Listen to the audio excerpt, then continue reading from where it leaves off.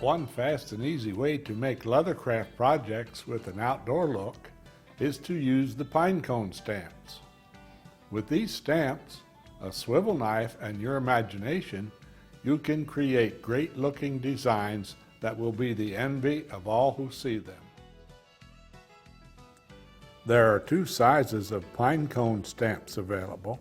One is number W567, which is a smaller one, and the larger one is number W568. Let's begin by making a belt. I'll first stamp a name on here, and after I get my name stamped on, I can start stamping with the smaller of the pine cone stamps. I'll first do an impression. As you can see there, I'll do another one on the other side of it at the same angle. And I'll do another one right there and make a nice cluster. Now, if you will notice that when I stamp these,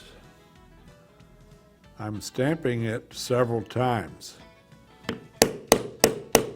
And as I hit it, I'm rotating it, and if need be, you can re-register it and lean it in the direction where it's a little bit lighter and make a perfect impression every time. So just rotate it as you hit it. Now, to continue our belt, I'll come down as far as you want. Let me say like 5 inches.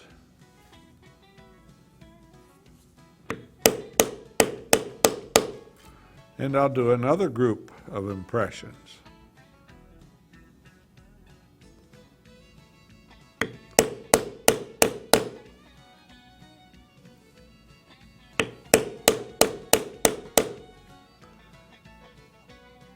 And we can do as many of those as we want. Come down the other way about the same distance and do another group of impressions.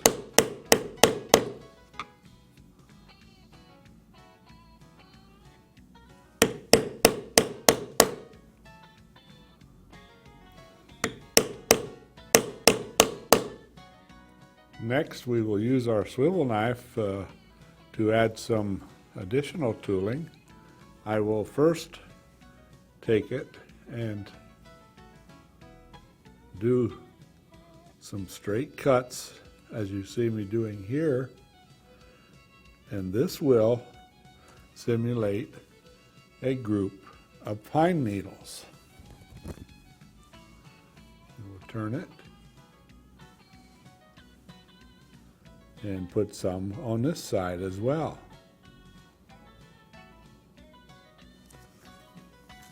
In here we'll do some real short ones.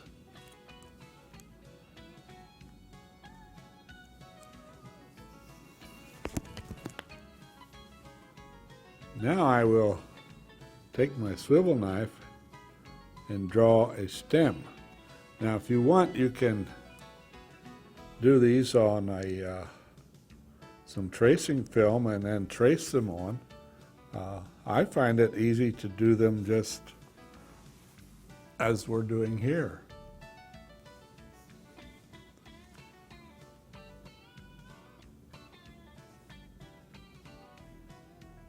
As you can see, we have created a clump of pine needles. You can vary these in size and shape somewhat. Put another stem here and put some more pine needles, or a group of pine needles.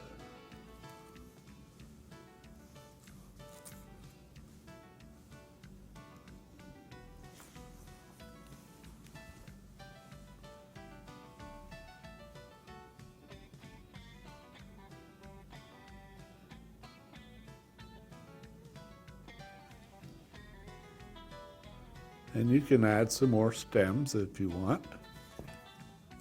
Not all of the stems have to have a group of pine needles. Now we'll come down here and do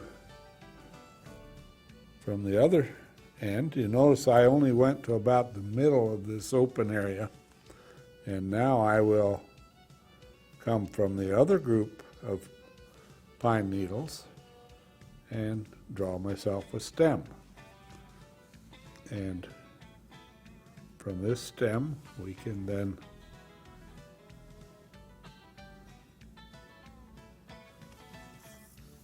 put some more pine needles into a group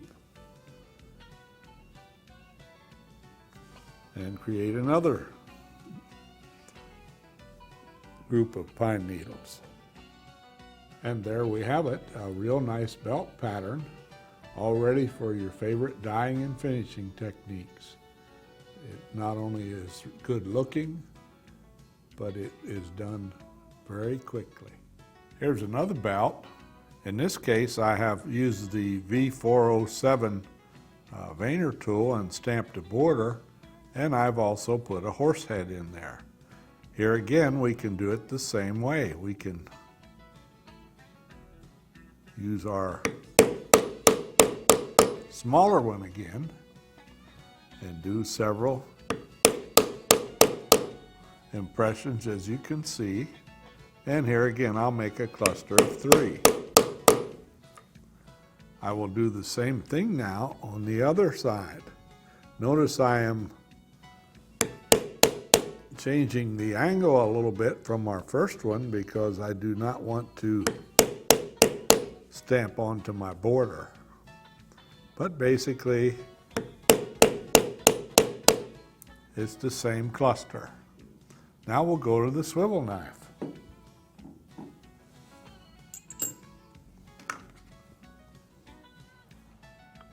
Please note now on this particular belt, I have done my pine cone clusters 2 different ways.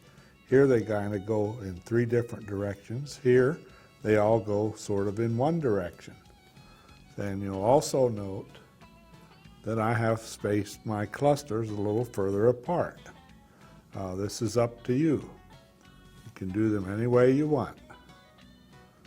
We'll now do the same thing here. We'll first put our big stem in, and we'll do several more stems, and we'll do some pine needles.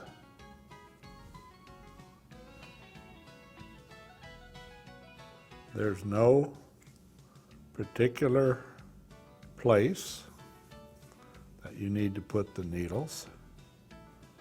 It's up to you. Same thing with the stems. Put them any way you want. And there we have another neat design. Now let's do a checkbook design.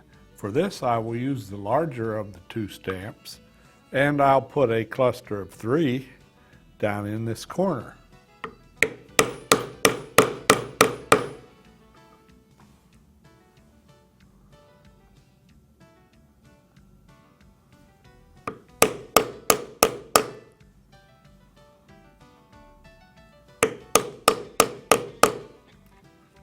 In the other corner, over here, I would like to do a cluster of 2.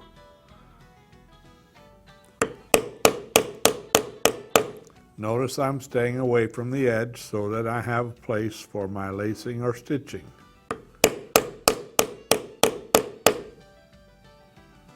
Now I have decided to put a name and a 3-dimensional stamp.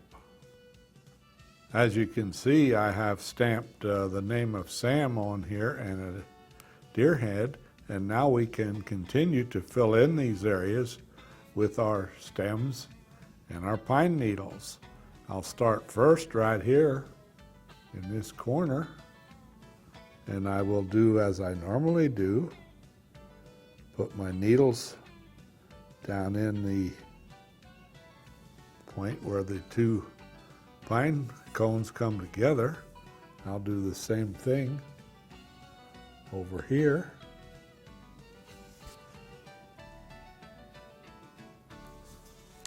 And over here as well. Notice that all of these cuts come in toward the center of the group.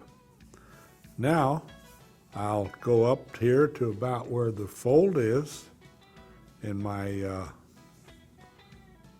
checkbook, do another cut there, and now we've got a fairly large area up here. Now I could continue my stems over from here, or I could bring them out from this corner. Let's go to about the middle here. And notice that these lines are not straight and not regular. That's because pine trees are that way. And now we can put in our groups of pine needles. We can also do a stem in here to sort of fill in this area, and we could do one over here as well. Put some more pine needles in a group over here.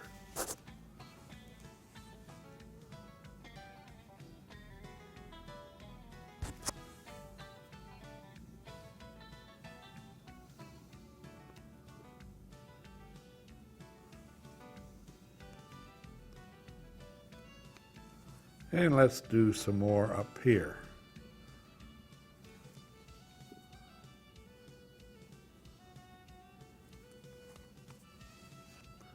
As you can see, it's quite easy to create these patterns. Basically, all we're doing is filling up the space. Can do one here. Now let's bring some stems out from this other corner. I can come right out here and fill up this space. Put a group of needles here. Now if we want, we can take a stem from here over to the letter and then continue it down here. It's not necessary to go on through the letter. You can kind of pretend that it goes under the letter. As long as everything flows down to these pine cones. And there we have a really neat checkbook design. Now we'll do something similar to the other side. And there is our checkbook, all ready for you to do your favorite dyeing and finishing technique. I would like to take a moment to show you some finishes that you can do to make these look even better. On this particular one right here, I used a canyon tan on the pine cones. I used a timber brown on the letters, and then I applied super sheen in the middle, and then I covered, after it was good and dry, I let it dry overnight. Then I gave it a coat of medium brown gel antique. On this one I did the same thing. I used the canyon tan on the pine cones, the brown on the letters, and then I block dyed the outer edge with the same brown. Now, I gave the whole thing an application of super sheen, and then after it dried real well, I gave it an application of the gel antique medium brown. Well, now all you have to do is get busy.